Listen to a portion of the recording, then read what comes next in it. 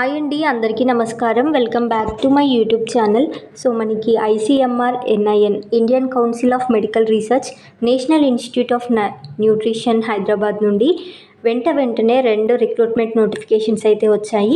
First వచ్చేసి technician, technical assistant and laboratory attendant వేకెన్సీస్ని అయితే రిక్రూట్ చేసుకుంటున్నారు. అందుకు సంబంధించి ఆల్రెడీ వీడియో అయితే ఛానల్లో ఉంది, చెక్ చేయండి. ఎలిజిబుల్ ఉండి ఇంట్రెస్ట్ ఉండి ఈ విషయం తెలియక ఇంకా ఎవరైనా అప్లై చేసుకోకపోయి ఉంటే తప్పకుండా అప్లై చేసుకోండి. ఎందుకంటే మనకి కేవలం ఇంటర్మీడియట్ అండ్ డిగ్రీ క్వాలిఫికేషన్స్తోనే రిక్రూట్మెంట్ అయితే జరుగుతుంది. సో మిస్ అవ్వకుండా తప్పకుండా అప్లై అయితే చేసుకోండి. ఎందుకంటే మనకి వర్క్ లొకేషన్ కూడా హైదరాబాద్లోనే ఉంటుంది అండ్ మంచి శాలరీ ఉంటుంది, గవర్నమెంట్ జాబ్ కాబట్టి తప్పకుండా అప్లై అయితే చేసుకోండి. అండ్ ఈరోజు నోటిఫికేషన్ కూడా క్లియర్గా ఎక్కడ మిస్ కాకుండా వీడియో మొత్తం చూడండి.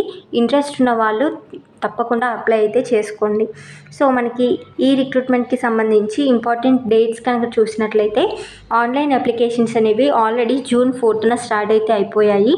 అండ్ అప్లికేషన్ సబ్మిట్ చేయడానికి చివరి తేదీ వచ్చేసి June 25th అండి. అండ్ మనకి కంప్యూటర్ బేస్డ్ ఎగ్జామ్ ఉంటుంది, 90 మార్క్స్కి. ఎగ్జామ్ వచ్చేసి జూలైలో ఉంటుంది.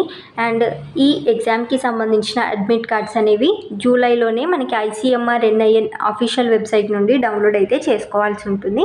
నెక్స్ట్ రిజిస్ట్రేషన్ ఫీ కనుక చూసుకున్నట్లయితే పీడబ్ల్యూబీడీ క్యాండిడేట్స్ అయితే ఎటువంటి అప్లికేషన్ ఫీ పే చేయాల్సిన అవసరం లేదు. SC, ST, ex service men, women candidates అయితే 1000 రూపీస్ పే చేయాల్సి ఉంటుంది. అండ్ రిమైనింగ్ క్యాండిడేట్స్ అయితే 1200 రూపీస్ అప్లికేషన్ ఫీ పే చేయాల్సి ఉంటుంది. సో మనకి మోడ్ ఆఫ్ పేమెంట్ వచ్చేసి అప్లికేషన్ పోర్టల్లో డెబిట్ కార్డ్ కానీ, క్రెడిట్ కార్డ్ కానీ, యూపీఐ కానీ, నెట్ బ్యాంకింగ్ కానీ యూజ్ చేసి పే చేయొచ్చు. ఇంకా వేకెన్సీ డీటెయిల్స్ కనుక చూసుకున్నట్లయితే పోస్ట్ కోడ్ వచ్చేసి LDC1 lower division clerk 1 post code అండి. సో పోస్ట్ నేమ్ వచ్చేసి లోవర్ డివిజన్ క్లర్క్. ఇది వచ్చేసి గ్రూప్ సి పోస్ట్. మనకి ఏజ్ లిమిట్ కనుక చూసుకున్నట్లయితే 18 ఇయర్స్ నుండి 27 ఇయర్స్ లోపు ఉన్న క్యాండిడేట్స్ ఎవరైనా అప్లై చేసుకోవచ్చు. శాలరీ డీటెయిల్స్ కనుక చూసుకున్నట్లయితే మనకి 19,900 నుండి 63,200 వరకు పే చేయడం జరుగుతుంది. వేకెన్సీస్ వచ్చేసి టోటల్గా 6 వేకెన్సీస్ ఉన్నాయి. 6లో 5 వచ్చేసి అన్రిజర్వ్డ్ వేకెన్సీస్ అండ్ ఒకటి వచ్చేసి ఎస్సీ వేకెన్సీ అండి. ఈ టోటల్ 6 వేకెన్సీలో ఒకటి పీడబ్ల్యూబీడీ క్యాండిడేట్స్కి అలొకేట్ చేయడం జరిగింది అండ్ ఒకటి వచ్చేసి ఎక్స్ సర్వీస్ మెన్కి ఇవ్వడం జరుగుతుంది. నెక్స్ట్ ఎడ్యుకేషనల్ క్వాలిఫికేషన్స్ కనుక చూసుకున్నట్లయితే ఇంటర్మీడియట్ కంప్లీట్ చేసిన క్యాండిడేట్సే ఎవరైనా అప్లై చేసుకోవచ్చు. అండ్ కంప్యూటర్ నాలెడ్జ్ అయితే ఉండాలి. మనకి ఇంగ్లీష్లో పర్ మినిట్ 35 వర్డ్స్ కనుక టైప్ చేయగలుగుతాము అనుకుంటే తప్పకుండా అప్లై అయితే చేసుకోండి. నెక్స్ట్ వచ్చేసి upper division clerk UDC2 post code అండి. ఇది కూడా గ్రూప్ సి పోస్టే. మనకి ఏజ్ లిమిట్ వచ్చేసి 18 నుండి 27 ఇయర్స్ లోపు ఉన్న క్యాండిడేట్స్ అప్లై చేసుకోవచ్చు. శాలరీ డీటెయిల్స్ కనుక చూసుకున్నట్లయితే 25,500 నుండి 81,100 వరకు ఇస్తారు. అండ్ వేకెన్సీస్ వచ్చేసి టోటల్గా 7 వేకెన్సీస్ ఉన్నాయి. అందులో 5 వచ్చేసి అన్రిజర్వ్డ్ కేటగిరీ, ఒకటి ఓబీసీ కేటగిరీ అండ్ ఒకటి SC category. Next educational qualifications కనుక చూసుకున్నట్లయితే మనకి ఏదైనా రికగ్నైజ్డ్ యూనివర్సిటీ నుండి బ్యాచిలర్స్ డిగ్రీ ఉన్న క్యాండిడేట్స్ అప్లై చేసుకోవచ్చు. ఇక్కడ కూడా సేమ్ మీకు హిందీలో కానీ ఇంగ్లీష్లో కానీ 35 వర్డ్స్ పర్ మినిట్ కంప్యూటర్లో టైప్ చేయగలుగుతాం అనుకుంటే తప్పకుండా అప్లై అయితే చేసుకోండి. నెక్స్ట్ వచ్చేసి post code LIBCLK3 library clerk 3 post code అండి. సో మనకి క్లాసిఫికేషన్ వచ్చేసి గ్రూప్ సి పోస్ట్. ఇది కూడా ఏజ్ లిమిట్ వచ్చేసి 18 ఇయర్స్ నుండి 28 ఇయర్స్ లోపు ఉన్న క్యాండిడేట్స్ అయితే అప్లై చేసుకోవచ్చు. శాలరీ వచ్చేసి 19,900 నుండి 62,300 వరకు ఉంటుంది. ఒక వేకెన్సీ అయితే ఉంది అన్రిజర్వ్డ్ కేటగిరీలో. మనకి 10th క్లాస్ క్వాలిఫై అయిన క్యాండిడేట్స్ అప్లై చేసుకోవచ్చు. అలాగే ఇంటర్మీడియట్ కంప్లీట్ చేసిన క్యాండిడేట్స్ కూడా అప్లై చేసుకోవచ్చు. అండ్ దీనికి ఏదైనా రికగ్నైజ్డ్ యూనివర్సిటీ నుండి లైబ్రరీ సైన్స్లో సర్టిఫికేట్ అయితే ఉండాలి. నెక్స్ట్ వచ్చేసి LIA4 library and information assistant group C post అండి. ఏజ్ లిమిట్ వచ్చేసి 18 ఇయర్స్ నుండి 30 ఇయర్స్ లోపు ఉన్న క్యాండిడేట్స్ అప్లై చేసుకోవచ్చు. శాలరీ డీటెయిల్స్ కనుక చూసినట్లయితే 35,400 నుండి 1,12,400 వరకు పే చేస్తారు. ఒక పోస్ట్ ఉంది అన్రిజర్వ్డ్ కేటగిరీలో. ఎడ్యుకేషనల్ క్వాలిఫికేషన్స్ కనుక చూసుకున్నట్లయితే మనకి లైబ్రరీ సైన్స్ లేదంటే లైబ్రరీ అండ్ ఇన్ఫర్మేషన్ సైన్స్లో ఏదైనా రికగ్నైజ్డ్ యూనివర్సిటీ నుండి బ్యాచిలర్స్ డిగ్రీ ఉంటే సరిపోతుంది.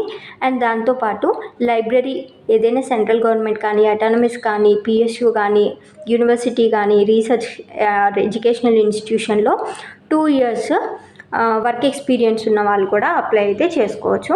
బట్ కంప్యూటర్ అప్లికేషన్లో ఏదైనా రికగ్నైజ్డ్ యూనివర్సిటీ నుండి 1 year డిప్లొమా కోర్స్ చేసిన వాళ్ళని ప్రిఫర్ చేయడం జరుగుతుంది. సో ఎడ్యుకేషనల్ క్వాలిఫికేషన్స్ డీటెయిల్స్ అన్నీ క్లియర్గా ఉన్నాయనేసి అనుకుంటున్నాను. నెక్స్ట్ మనకి అప్లికేషన్ ఫీ కూడా ఆల్రెడీ చెప్పేశాను కదా. నెక్స్ట్ మనకి ఎగ్జామ్ అయితే ఉంటుంది. ఎగ్జామ్కి సంబంధించి ప్యాటర్న్ కనుక చూసుకున్నట్లయితే మనకి మినిమం క్వాలిఫైయింగ్ మార్క్స్ వచ్చేసి అన్రిజర్వ్డ్ కేటగిరీకి 50% మార్క్స్ వస్తే క్వాలిఫై అవుతారు.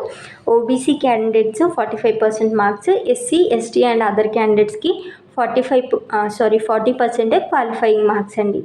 నెక్స్ట్ ఇక్కడ ఎగ్జామినేషన్ ప్యాటర్న్ కనుక చూసుకున్నట్లయితే lower division clerk and upper division క్లర్క్కి general intelligence and reasoning 25 questions 25 marks, general awareness 20 questions 20 marks, quantitative aptitude 20 questions 20 marks, English comprehension 25 questions 25 marks.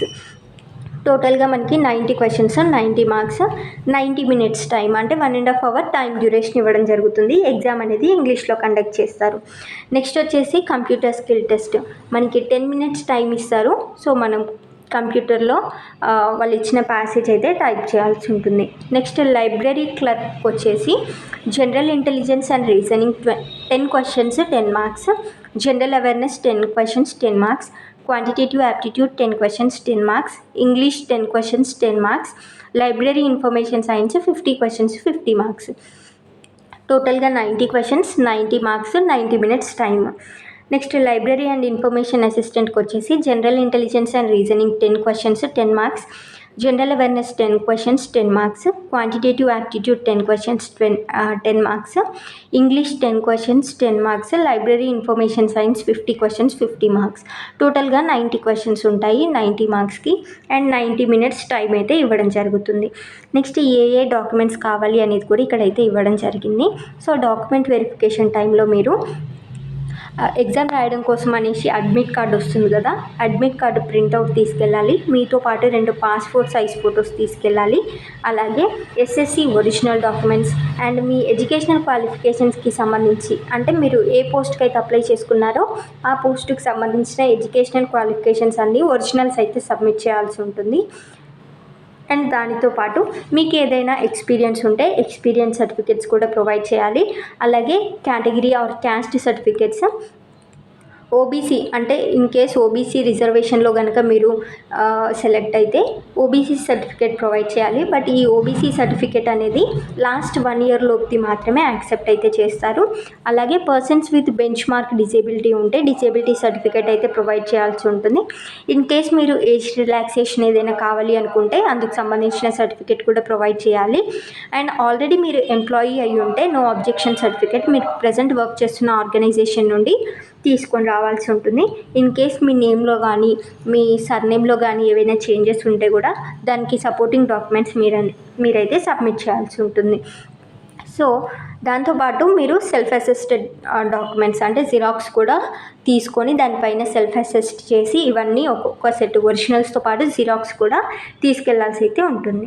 So selection procedure చూసాం కదా already. Qualifying marks unreserved or EWS కేటగిరీకి 50% రావాలి, OBC క్యాండిడేట్స్కి 45% రావాలి, SC ST and other క్యాండిడేట్స్కి 40% marks వస్తే సరిపోతుంది. So అది సెలెక్షన్ ప్రొసీజర్ అండి.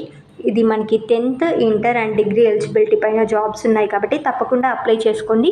ఫర్దర్గా మీకు ఇంకా ఏమైనా డౌట్స్ ఉంటే కామెంట్ సెక్షన్లో కామెంట్ చేయండి. లేదా ఇంకా ఏదైనా నోటిఫికేషన్కి సంబంధించి ఇన్ఫర్మేషన్ కావాలి అనుకున్నా కూడా కామెంట్ సెక్షన్లో కామెంట్ చేయండి. Thank you very